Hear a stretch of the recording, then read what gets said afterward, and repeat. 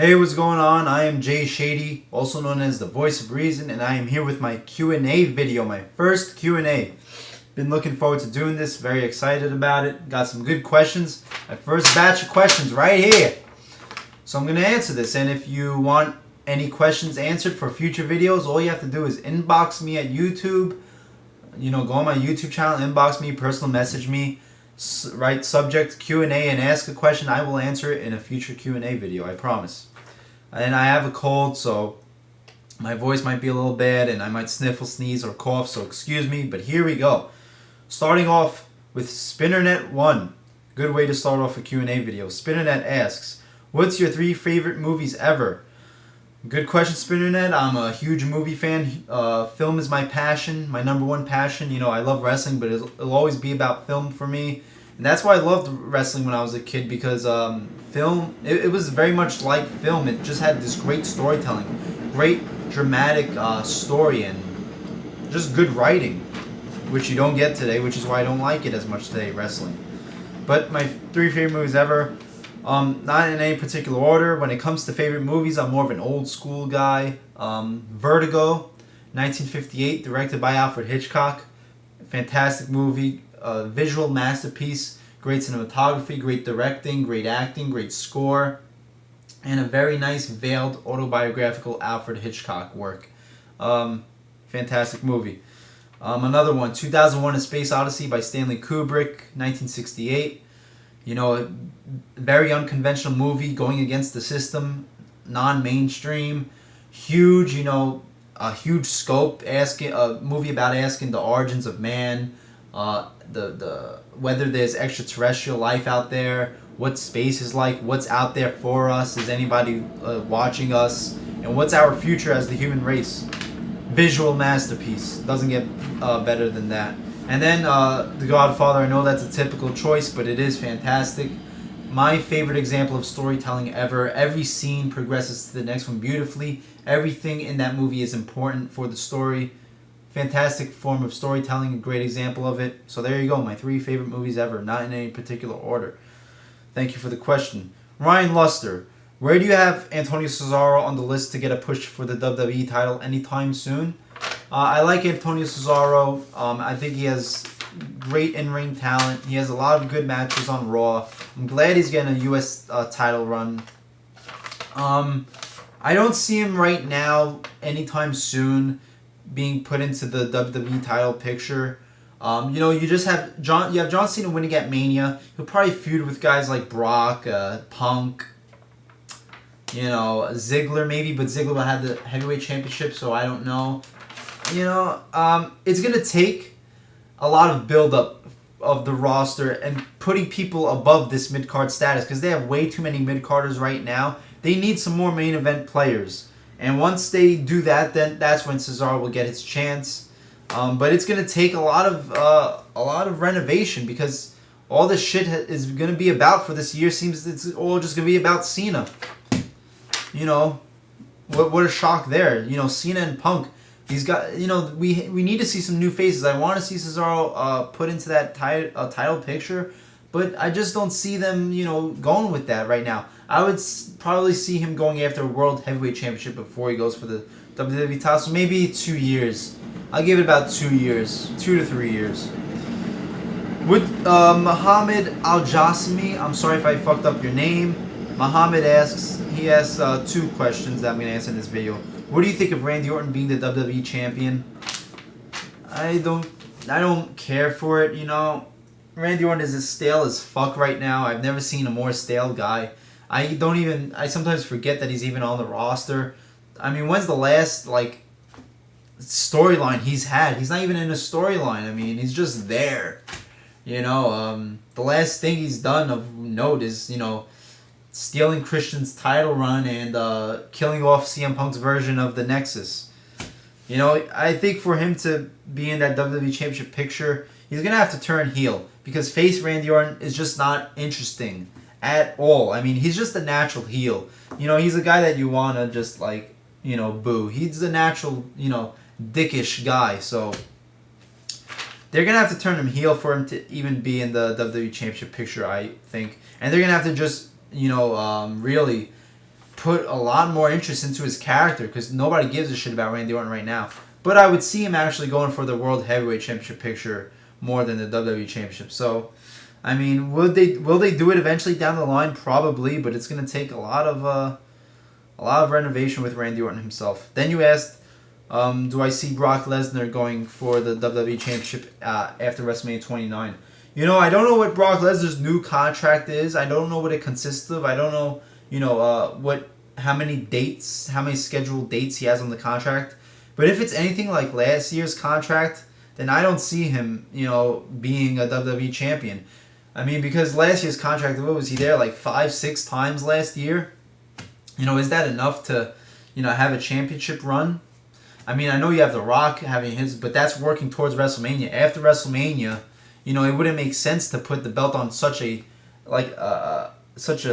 part-timer. Like, the way that Brock Lesnar was booked last year, throughout last year, it was just so sporadic. I don't see him. But if they do have an additional amount of dates on his new contract, then yeah, sure, why not? Have him take the belt off of John Cena. Have him have a feud with John Cena.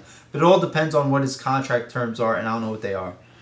Ace Coco asks, what was your reaction at the time when you found out that Eddie Guerrero, Chris Benoit, Owen Hart, Macho Man died, and most shocking deaths in wrestling from your perspective? Nice timely question since Paul Bearer just passed. I'll go through these very quickly. My reaction to Eddie Guerrero, I was 15 or 14 years old. It was 2005, I believe. It was the morning. I was getting ready to go to school. I was on my way out the door. Fox News was on the TV downstairs, and I heard them say that Eddie Guerrero was found dead.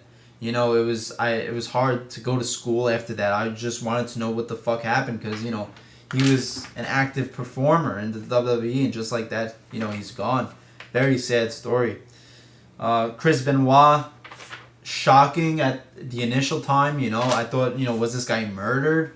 He was just like I remember my friend called me and said Chris Benoit and his family is dead. They're all died at his house, and I thought murder. But then afterwards, it was horror, disgust. This motherfucker, killing his son and wife. I don't even want to talk about it. It's just like a disgraceful time to be a wrestling fan when that shit happened. It's one of the worst moments, probably the worst moment in professional wrestling history. Disgraceful. Owen Hart, I'll tell you right there, that's the most shocking one to me. I was an 8-year-old kid watching the Over the Edge pay-per-view. Over the Edge pay-per-view. And then it cuts to black, and then it comes back JR and King. I'll never forget JR saying, "This is not part of the entertainment tonight. This is real life." Oh man, an 8-year-old kid, having to hear a death on television. It was just, it was rough and it was sad, and I'll always remember Raw as Owen, one of my, my favorite Raws of all time. I always like to go back and watch that Monday Night Raw dedicated to Owen. Just such a great show, Stone Cold toasting the beer to the picture of Owen, Mark Henry breaking down and crying, Deborah hysterical. Very rough, very rough. We still miss Owen. Macho Man, childhood favorite in my top 3 of all time. Very shocking to hear. When it's not something to do with steroids or, old age, it's just like a damn shame, I mean, Macho Man has a heart attack and crashes his car. And I know there's all these different stories of why he's not in the Hall of Fame, but all this shit just couldn't be set aside, and Macho Man could not be inducted in the Hall of Fame, and he's still not in the fucking Hall of Fame. It's a disgrace. I am never going to take this Hall of Fame shit seriously as long as Macho Man is not in the Hall of Fame. I'll say that shit right there. Thanks for the question. Y2 Jericho Nation asks, do you think Cena or Rock will turn heel at Mania? If yes, who and how? I'll start with The Rock. I don't see him turning heel. Rock has this legendary status right now. Once they enter this legendary part of their career, they are generally faces. I mean, look at Ric Flair, a lifelong heel pretty much. He's a face on WWE right now. When was Triple H a heel the last time? Shawn Michaels, Stone Cold, whenever he comes around, he's booked as a face. So it's rough. I don't see it happening. Plus, Rock is just too entertaining and funny when he is a heel for it to really get over.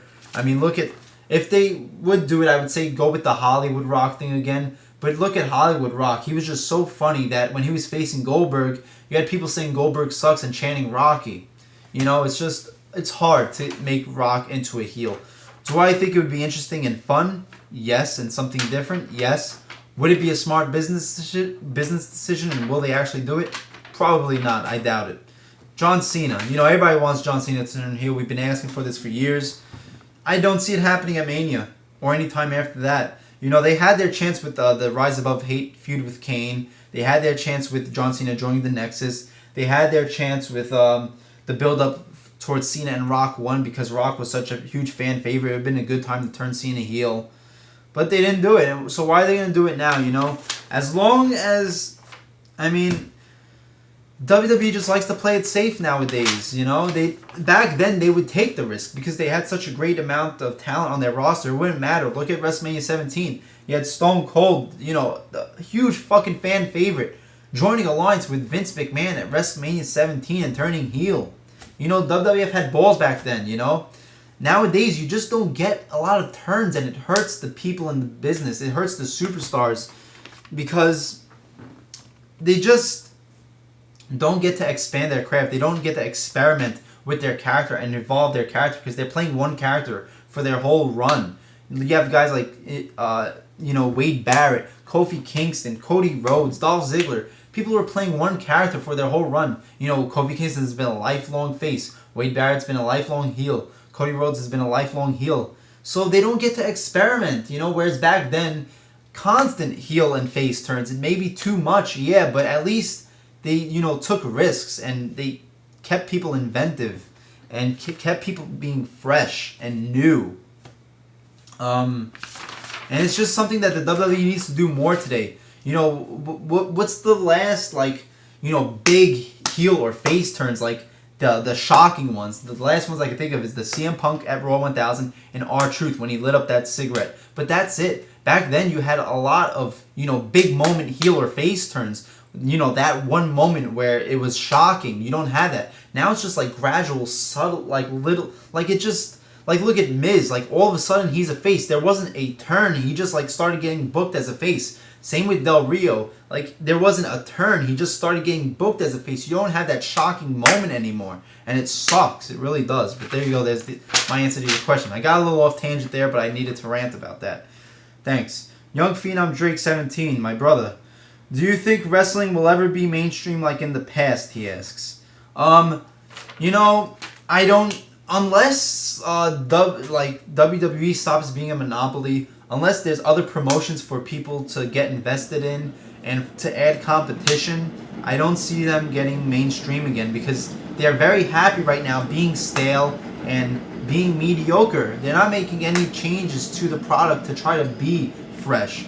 So it's going to take competition and it's going to take maybe, you know, we'll see what happens when Triple H gets the reins of the, you know, takes over the company, what he wants to do with it. But right now, I don't see it becoming mainstream anytime soon unless a lot of shit in the business itself changes. And that sucks. Because I feel like when I watch wrestling, I feel like it's like having Backstreet Boys or NSYNC on your iPod, you know? It's guilty pleasure shit. And then he asks, does the current roster have what it takes to be icons? You know, this is another thing. They probably do, but they don't realize it. I mean... They just don't have the territories that they used to have in order to work their craft. You had WCW, ECW, you know, all these different territories in order for people to finally come to WWF and already have a well-established character. Look at when Chris Jericho came and debuted. He was already an established character. You know, Stone Cold, a guy that was at WCW, got fired with this Hollywood blonde gimmick, nothing like Austin 316. Went to ECW. Paul Heyman reinvented Stone Cold himself. You know, created a lot of the Austin 316 aspects. Stone Cold goes to WWF, you know, cuts a promo about Austin 316, and that's the bottom line because Stone Cold says so, and there you go. These guys probably have it in them, but they just don't have the experience, and they don't have the alternative other than the WWE itself. They're only learning one type of mentality, and that's the WWE style. There needs to be different styles in order to create a well-rounded character in order to become an icon. So I don't blame the roster. I blame the WWE monopoly itself. Thanks for the question. Good question. Zagon 2012, what's your opinion on TNA? Do you watch it? If not, did you ever give it a chance and why did you then stop watching? I don't watch TNA. I used to watch it around when Sting first came, because I was a huge Sting fan at that time. I missed Sting a lot, but I stopped watching just because it was just I couldn't get into the low production aspects of it. It was very low budget, and it was just too much fucking Jeff Jarrett. Jeff Jarrett was all over the fucking place. This mid-carder being presented as the top guy in the world. So I said fuck that shit, and I never went back.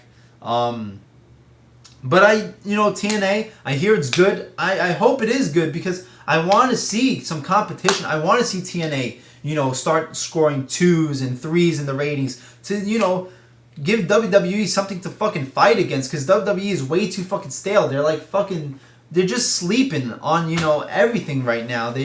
I want TNA to wake up the sleeping giant in the WWE to create some fucking new forms of entertainment. Thanks for the question. Andrew T. What year did you watch wrestling? I started watching it in 1997. Summer of 1997. Then he asks, what is your thoughts about the Hall of Fame this year? It's a great Hall of Fame class. I would still like to have Macho Man in it. But you have Bruno Sammartino.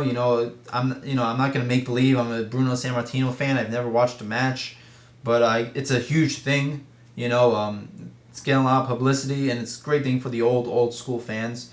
So that's good. You have Trish Stratus, the hottest, sexiest girl in the WWE of all time, probably. Oh, that ass, that big fat ass, and those big fat tits. I'm glad I'll be able to I'll be able to see her live at MetLife Stadium, so that'll be good. So I'm happy about Trish. Who else do you have? Bob Backlund, another good legend to put in there, and then Mick Foley. What more to say about Mick Foley? Definitely deserves it. So it's a very impressive Hall of Fame class. Probably maybe the best Hall of Fame class ever yet. Still need Macho Man in there though. So I'm happy with the Hall of Fame this year. And then he asks his third and last question: do you play with yourself? Well, Andrew, I don't like the term "do I play with myself." That kind of sounds a little girly. It sounds like a little, I don't know, a little feminine. But do I masturbate? I like to keep my masturbating routines every other day, or every couple days at least. I don't like to slack off. I like to keep going, keep the fluids going. You don't want all that pent up anxiety in you. When I don't masturbate, I start taking it out on people in society. I start yelling at people and wanting to fight everybody. So I like to do it, every other day at least. And even when I have a girlfriend, a girl just does not understand us like our right and left hand does. Let's face it. So there you go. That's how. That's my answer about my masturbating rituals. So thanks for the question. And then last, Kurt Angle fan 2001. Why does WWE think it's a good idea to make whoever has the Money in the Bank briefcase look extremely weak? Because they just don't give a fuck about their superstars anymore. You had Dolph Ziggler. Oh my god, this guy has had nothing to do since TLC. It's just ugh. You had Daniel Bryan being losing to fucking Wade Barrett at pay-per-views. While having the Money in the Bank briefcase. I think right now the Money in the Bank thing is just like this is the mentality of the WWE. They say, let's just give the guy, the briefcase. This way we don't have to book him. We don't have to worry about him, and we'll until he gets that title belt. It's just a lazy way of, not worrying about booking a guy. It's like, oh, there's one less guy in the roster we have to worry about because he'll be a champion down the road. So there you go. I think it's just lazy, It's just laziness on the part of WWE. That's why they make them look weak. They're not worried about making constantly building them up to winning that money when they cash in that Money in the Bank briefcase. It's just lazy, lethargic booking, and that's what everything WWE does today. It's all lazy, lethargic booking, no long-term planning. They just say, oh, he'll be a champion one day, so we can make him job at every fucking pay-per-view there is. So there you go. There's my first Q&A video. Thank you so much for the questions. Great questions. I had fun answering them, and of course, if you want to ask more questions, if somebody who didn't ask some questions yet, all you have to do is inbox me at YouTube, personal message me, and ask me your questions. Had a great time. Hope you enjoyed the video. I will have my Q&A number 2 video as soon as I get the amount of questions. Thank you very much, Jay Shady, Voice of Reason. Like, comment, subscribe, and I will see you later.